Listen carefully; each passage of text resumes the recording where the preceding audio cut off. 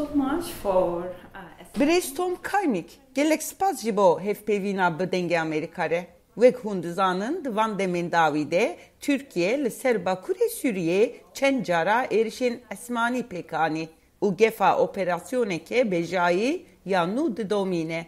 Diji hevalbende Amerika hezen Suriya Demokratik HSD ku YPG peşengiye dike. Vek hevbende Amerika u endameki koalisyona diji daişe gello helvesta partiya ve u hükümeta Kanada dve mijarede çiye. So thanks for the question. Obviously, as an opposition member in Canada, Spas ji bo vê pirsê.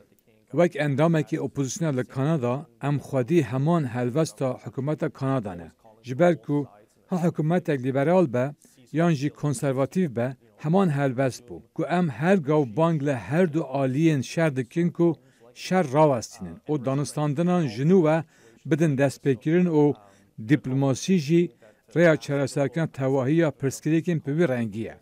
Ji ber vê yekê jî ez ê banga heman tiştî bikim.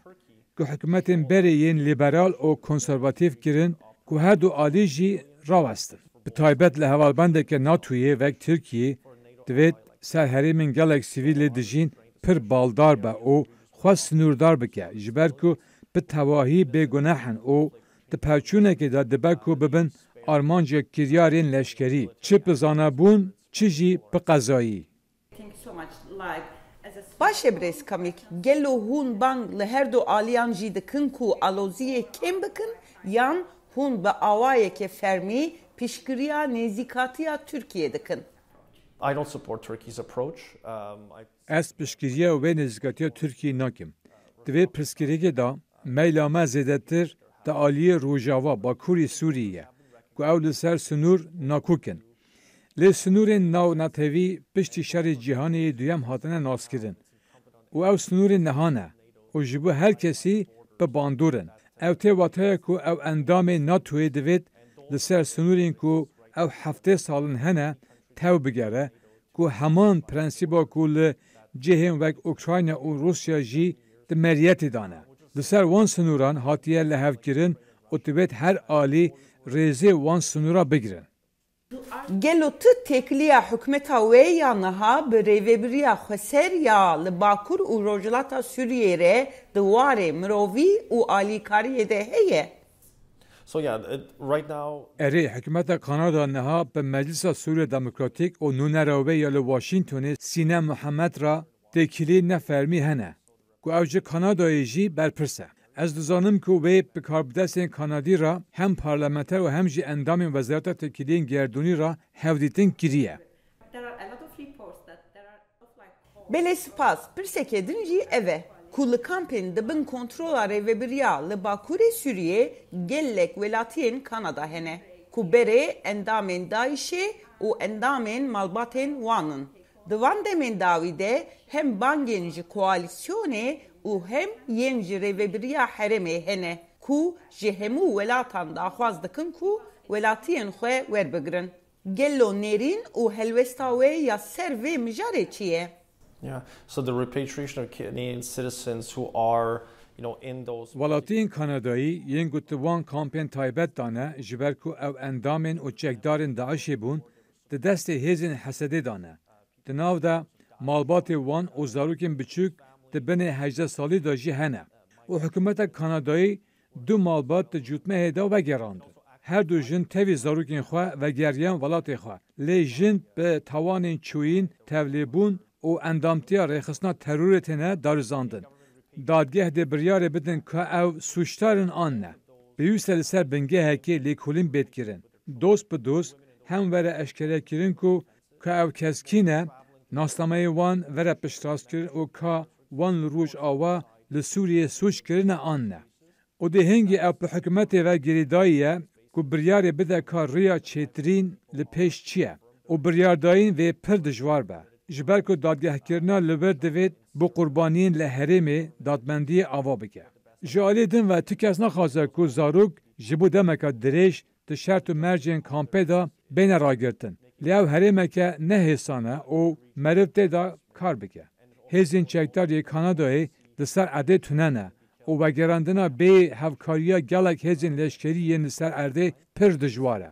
Ji ber ku em tenê behsa hesedê nakin, em behsa Kurdên li başûr jî dikin, lê behsa hikûmeta Sûrî û hikûmeta Lübnanê jî dikin. Ji bo vegerandina kesekê ji aliyê hikûmeta me ve gelek xebat hewce dike.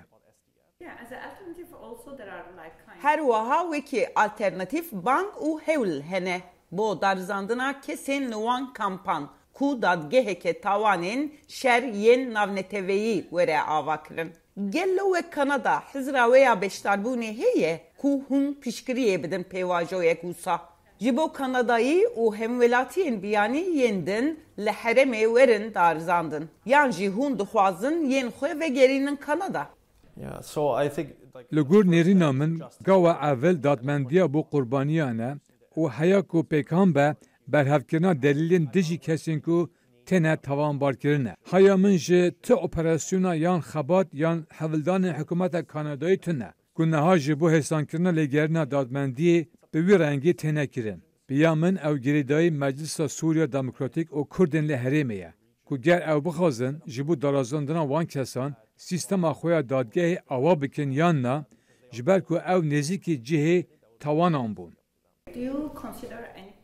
Ji bo çavderîkirina rewşa li ser erdê û Kanadiyên li kampan gelo planên wê yên kesan e yan li gel şandeyeke heye ku hûn serdana herêmê bikin. So right now I chair the Parliamentary Friends of the Kurds. Niha ez serokatiya parlamenterên dostên Kurdan dikim û ti serî da em li ser nûvekirina komê dixebitin û em bû serdana başûr hevlêrê diaxivin. Serdaneke hinek kampên koçber û penaberan dê pêk bihêt. Lê her gaw dê fikarên bu evlehiyê tekildar bin. Hikûmeta Kanadayê dê hevil bide ku giraniyê bide serbêjî. Lê ez endamê opozisyonê me, ez ne endamê hikûmetê me. Ji ber wê yekî hinekî din di destê min de ye ku ez çi bikim an nekim.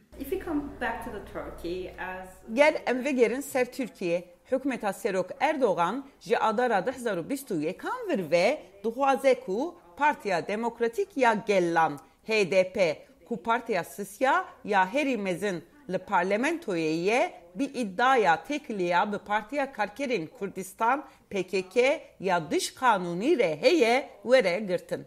û di dehê rêbendanê de jî serdozger gotarên xwe yên dawî ji dadgeha kanûna bingehîn re pêşkeş kir û ji dadgehê carek din xwest ku HDP were girtin. Mîna endameke opozisyonê û weke keseke bijartî hest yan jî berteka we çi ye?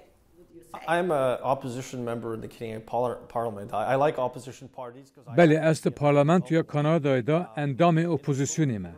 Ez ji partiyên opozisyonê hez dikim ji ber ku ez jî endamim. Di demokrasiya liberal ya piralî da, di sîstema demokratîk da herkes hevbîr e ku hûn dikarin partiyên siyasî, rojeva siyasî ava bikin. Yan manîfestoyeke kampanyayê çê bikin. Çi dibe bila bibe. Heta ku hûn banga tundutijî nekin, hûn dikarin endaman rêxistinkirî bikin. Ger hûn pirêkên tundiyê banga hilweşandina devletê nekin. Li gor nêrîna min biryareke wiha ya dadgehê dê bibe xeletiyeke mezin. Bi taybetî jî niha. Ger ti sala hilbijartinê ya Tirkiyeyê sêyemîn partiya herî mezin ya opozisyonê wekî dış kanûnî diyar bike. Wek endamekî opozisyonê jî ez hevdem xelet dibînim û nerast e ku hikûmet zextê li ser sîstema dadveriyê bike ku pilastir tev bigere û hevil bide ku teraziya dadmendiyê hember hewrikên xwe yên siyasî li dadgehan bikar bîne. Dema ku divêt ji welatiyan re were hiştin ku biryarê bidin ka partiyek dengên wan heq dike yan ne.